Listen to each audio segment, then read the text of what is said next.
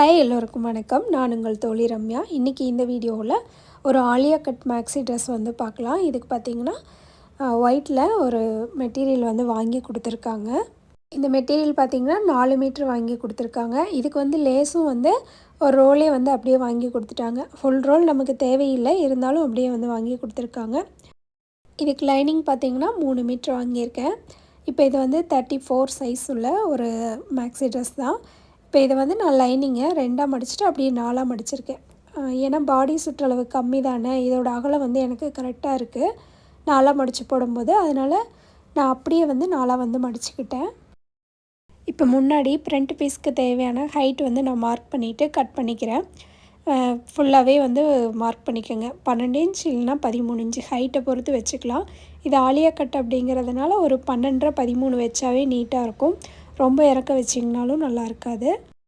இப்போ இந்த பீஸ் அப்படியே வந்து சைடில் 2 ஜாயிண்ட் ஒன்றா இருக்கும்ல, அதையும் நான் மார்க் பண்ணிவிட்டு தனித்தனியாக பீஸ் வந்து நான் எடுத்துக்கிறேன்.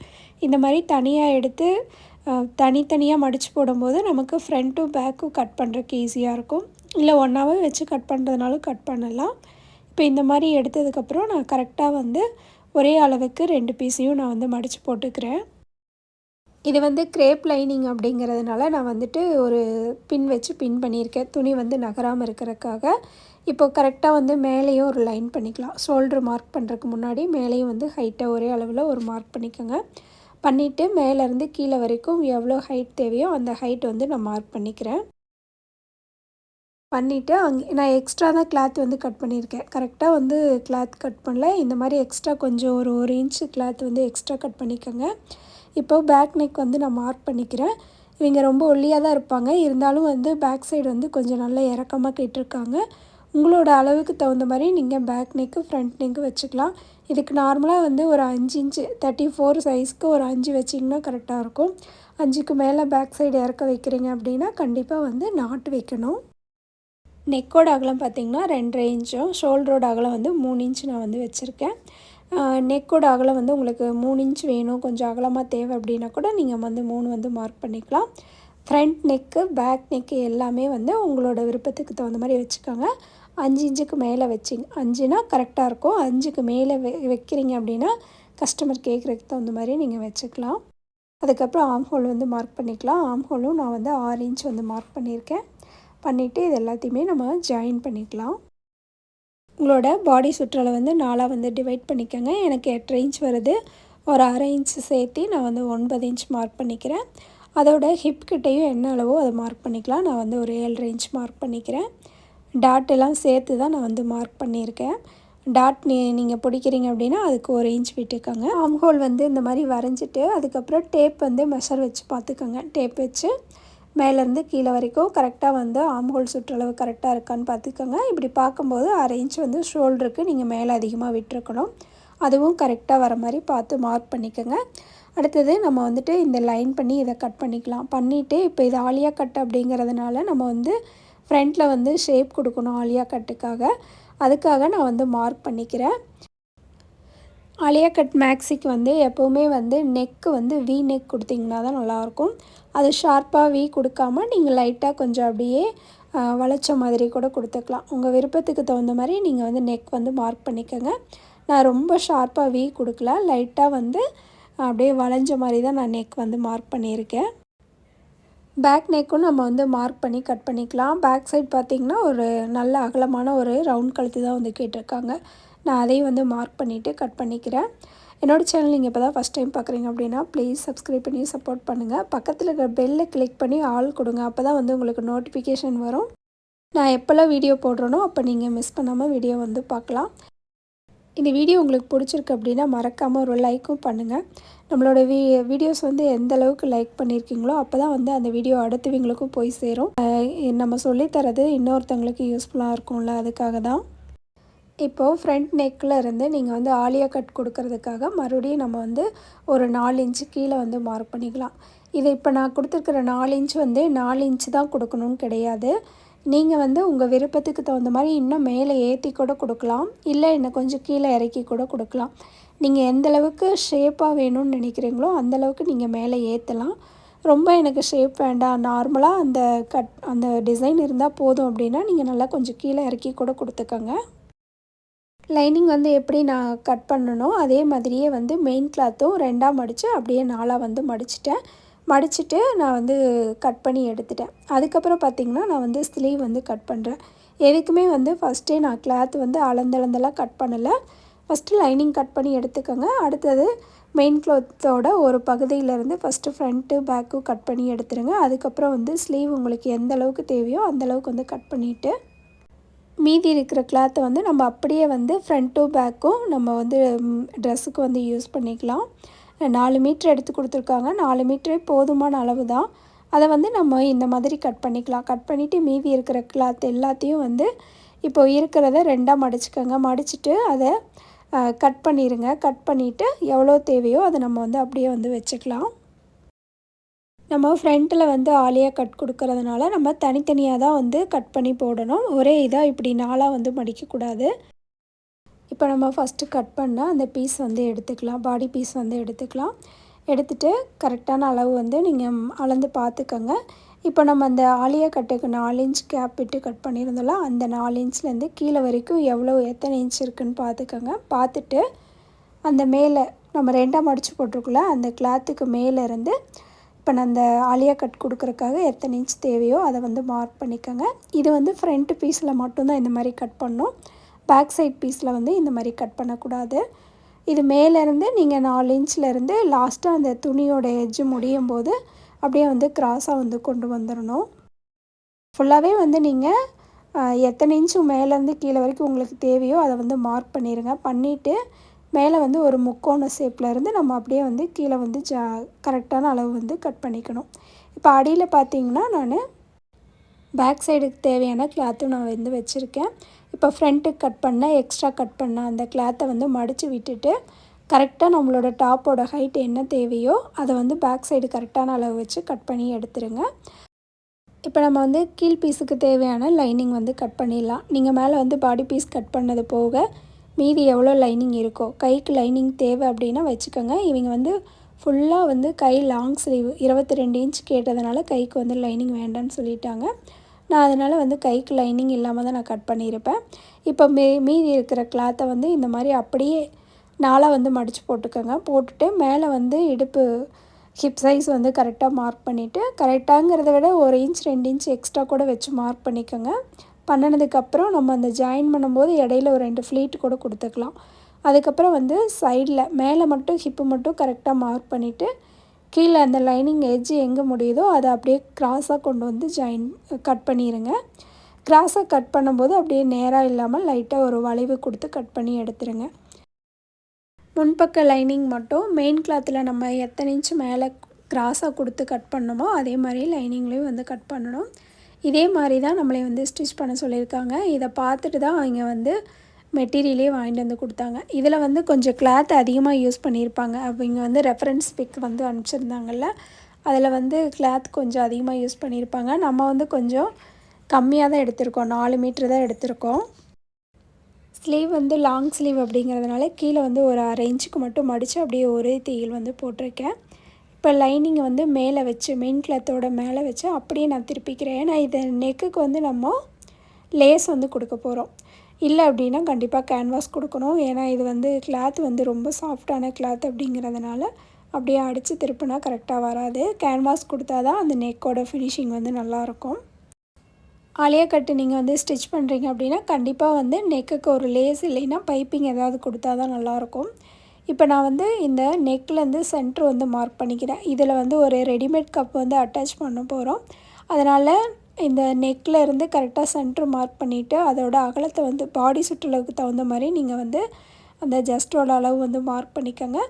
மேலேருந்து ஹைட்டும் அதே மாதிரி தான். ஷோல்டர்லேருந்து கீழே அந்த மிட் பாயிண்ட்டோட ஹைட்டும் மார்க் பண்ணிவிட்டு உங்களுக்கு தேவையான சைஸ் வந்து கப் சைஸ் வந்து வாங்கிக்கோங்க. வாங்கிட்டு இப்போது நடுவில் சென்டரில் வந்து ஒரு பக்கம் லைனிங் வந்து நான் ஸ்டிச் பண்ணல, உள்ளே வந்து நம்ம உள்ளே வந்து வச்சுட்டு இப்போ இதில் லைனிங்கோடு வச்சு அட்டாச் பண்ணிக்கலாம். ஒரு தையல் வந்து போட்டுக்கோங்க. இந்த மாதிரி கரெக்டாக வந்து அளவெல்லாம் மார்க் பண்ணிவிட்டு அட்டாச் பண்ணுங்கள், இல்லைனா கிராஸாக போயிடும். அதே மாதிரி உங்களோட சைஸுக்கு தகுந்த மாதிரி கரெக்டான ஸ்மால் சைஸ் இல்லைனா பிக் சைஸ் பார்த்து கரெக்டான அளவும் நீங்கள் வந்து மார்க் பண்ணணும்.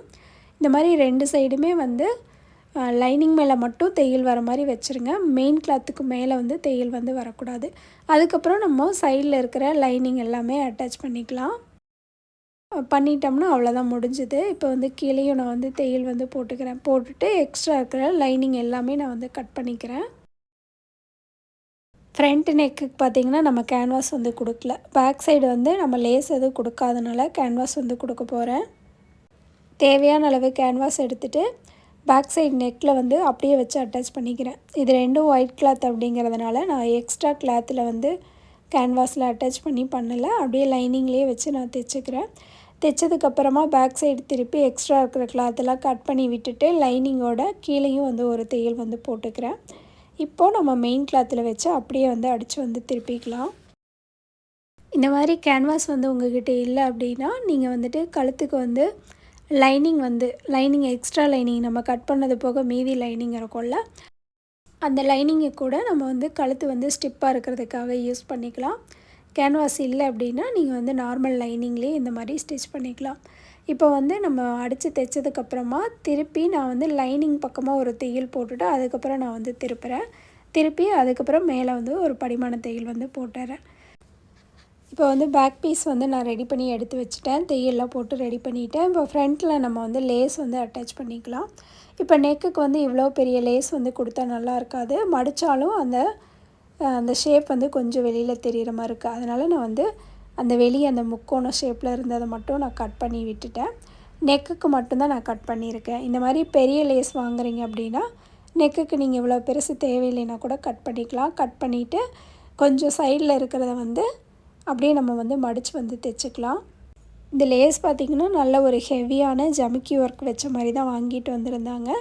இந்த கிளாத்துக்கு தகுந்த மாதிரி எல்லாமே மேட்ச் பண்ணி வாங்கியிருந்தாங்க. நீங்களும் இப்படி ஒரு நல்ல ஆலியா கட் வந்து ரெடிமேட் ஸ்டைல் அளவுக்கு ஸ்டிச் பண்ணுறீங்க அப்படின்னா இந்த மாதிரி மேட்ச் பண்ணி வாங்கி தைச்சிங்க அப்படின்னா ரெடிமேட் மாதிரியே இருக்கும். இப்போ பேக் சைடு நம்ம வந்து ஃப்ளீட் வந்து கொடுத்து பேக் பீஸ் வந்து அட்டாச் பண்ணிக்கலாம். பேக் சைடு எவ்வளோ பீஸ் இருக்கோ அதை வந்து உங்கள் ஒரு பாடி சுற்றளவுக்கு தகுந்த மாதிரி ஃப்ளீட் வந்து வச்சுக்கோங்க. துணிக்கு தகுந்த மாதிரி ஃப்ளீட் வந்து கொடுங்க. துணி வந்து அதிகமாக இருந்தது அப்படின்னா நல்லா நெருக்கி நிறைய ஃப்ளீட் வந்து கொடுங்க. கம்மியாக இருந்ததுன்னா அதுக்கு தகுந்த மாதிரி ஃப்ளீட்டும் அதே மாதிரி குட்டி குட்டியாக கொடுங்க. அப்போ தான் அழகாக இருக்கும். ஃப்ளீட் வந்து கொடுத்ததுக்கப்புறமா தான் நம்ம வந்து லைனிங் வந்து அட்டாச் பண்ணணும். ஏன்னா லைனிங் வந்து நம்ம கரெக்டான அளவு தான் எடுத்திருக்கோம். மெயின் கிளாத் அளவுக்கு.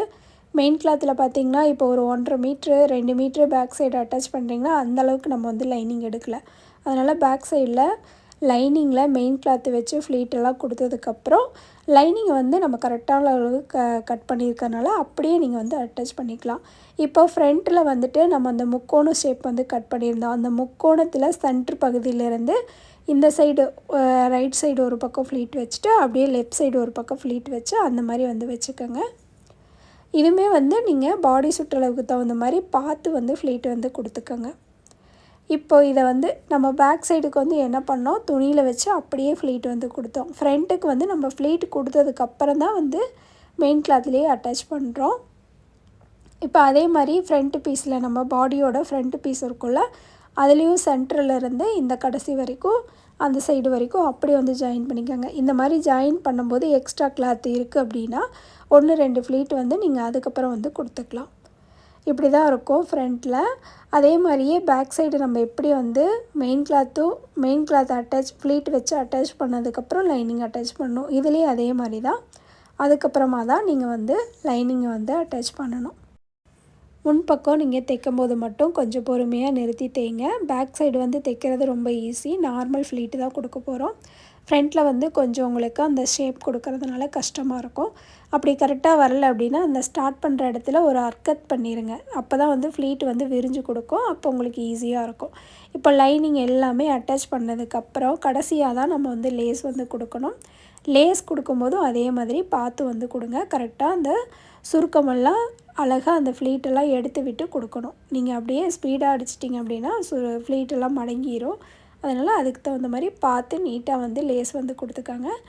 லேஸ் வந்து உங்களோட விருப்பம்தான். கொஞ்சம் ஹெவியாக சின்னதாக வேணும்னா சின்னதாக வச்சுக்கலாம். இல்லை கொஞ்சம் பெரிய லேஸாக கொடுக்குறீங்கனாலும் அழகாக இருக்கும். பார்க்குறக்கு ரொம்ப சூப்பராக இருக்கும். இப்போ நான் பாருங்கள் கரெக்டாக அதே மாதிரி அடியில் வந்து லைனிங்கும் வந்து கரெக்டாக எடுத்து விடணும். நம்ம தைக்கும் போது அடியில் லைனிங் வந்து சிக்கிக்கும். பெரிய கிளாத் அப்படிங்கிறதுனால அதெல்லாம் வந்து கொஞ்சம் பார்த்து பொறுமையாக வந்து ஸ்டிச் பண்ணுங்கள். நம்ம தைச்சிட்டே இப்படி பார்க்கும்போது பார்த்திங்கன்னா அந்த ஃப்ளீட்டெல்லாம் அழகாக இருக்கும். நம்ம ஷோல்டரெலாம் போடும்போது அந்த ஷேப் வந்து கரெக்டாக நமக்கு அந்த இடத்துல வந்து சென்டரில் வந்து கரெக்டாக இருக்கும். அப்போ இன்னும் பார்க்கும்போது இன்னவே நல்லாயிருக்கும்.